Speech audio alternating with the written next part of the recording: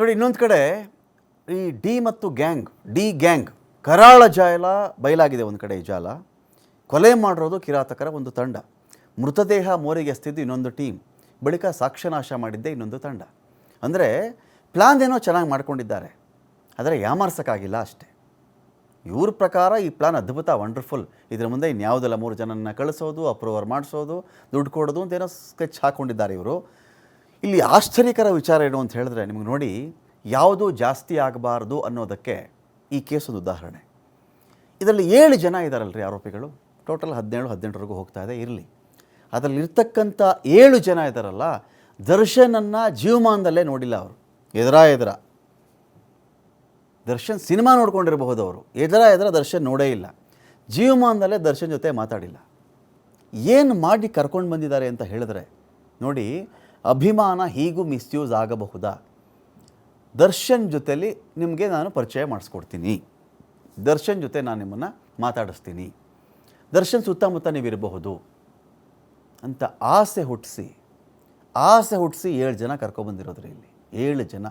ಅಣ್ಣಂಗೆ close ಆಗಿಬಿಡ್ತೀರಾ ನೀವು? ಸುಮ್ಮನೆ ಹಿಂಗೆ ಒಪ್ಕೊಳ್ಳಿ, ಅಣ್ಣ ಗೊತ್ತಲ್ಲ ಪವರ್ಫುಲ್ಲು, ಕರ್ಕೊಂಬಂದ್ಬಿಡ್ತಾರೆ ನಿಮ್ಮನ್ನು. ಬಾಡಿ ತಾನೇ ಬಿಸಾಕ್ಬಿಡಿ. ಅಲ್ಲಿ ಏನು ಮಾಡಲ್ಲಪ್ಪ, ಎಷ್ಟು ದಿನ ಏನಾಗ್ಬಿಡುತ್ತೆ ಇದು, ಏನೋ ಬಡ್ದಿದ್ದ ಅಂದರೆ ಬೇರೆಗೆಲ್ಲ ರೆಡಿ ಮಾಡಿ ಇಟ್ಟಿದ್ದಾರೆ ಅಣ್ಣ, ಬಂದುಬಿಡಿ ನೀವು ಅಂತ.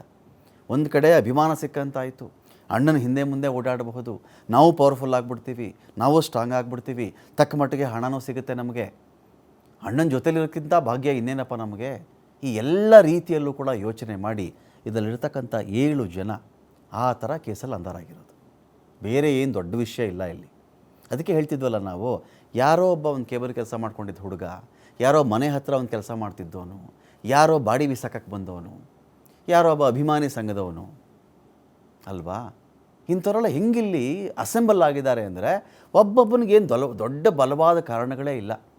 ಅವನ ಆಚೆ ಅಭಿಮಾನಿ ಸಂಘದವನು ವಾಪಸ್ ಹೋಗಿದ್ದವನು 10 ಲಕ್ಷ ಕೊಡ್ತೀವಿ ಅಂದರೆ ಮತ್ತೆ ವಾಪಸ್ ಬಂದಿದ್ದಾನೆ. ಅವನೊಬ್ಬ ಬಂದು ಸಾಗಿಸಿ ಹೆಣದ ಮೇಲೆ ಇದ್ದಂಥ ಒಡವೆನ ಬಿಚ್ಚಿಕೊಂಡು ಹೆಂಡತಿ ಕೈಲಿ ಕೊಟ್ಟು ಕಳಿಸಿ ಮನೆಗಿಟ್ಟಿದ್ದ ಅಂತ ಮಾಹಿತಿ.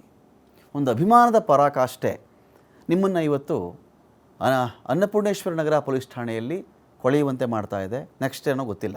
ಸ್ಟಾರ್ ನಟನ ಪರಿಚಯದ ಆಮಿಷಕ್ಕೇ ಅನೇಕ ಆರೋಪಿಗಳು ಬಲಿಯಾಗಿದ್ದಾರೆ. ಇಲ್ಲಿ ದರ್ಶನ್ ಜೊತೆ ಕಾಣಿಸ್ಕೊಳ್ಬೇಕು ಅನ್ನೋ ಒಂದೇ ಒಂದು ಕಾರಣಕ್ಕೆ, ಹಿಂದೆ ಮುಂದೆ ಕಾಣಿಸ್ಕೊಳ್ಬೇಕು ಅನ್ನೋ ಒಂದೇ ಒಂದು ಕಾರಣಕ್ಕೆ ಬಾಳ್ ಮುಗಿಸ್ಕೊಂಡ್ರಾ ಅಂತ ಒಂದು ಪ್ರಶ್ನೆ ಇಲ್ಲಿ.